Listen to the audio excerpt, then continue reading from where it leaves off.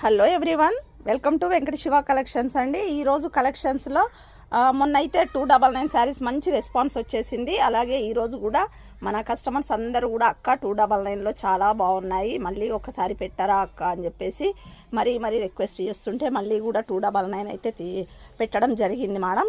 So 299 saris ఇవన్నీ కూడా ఏదైనా తీసేసుకోండి. 299 దీంట్లో మిస్ప్రింట్ అండ్ డ్యామేజ్ ఉంటే ఉండొచ్చు, లేకపోతే లేకపోవచ్చు.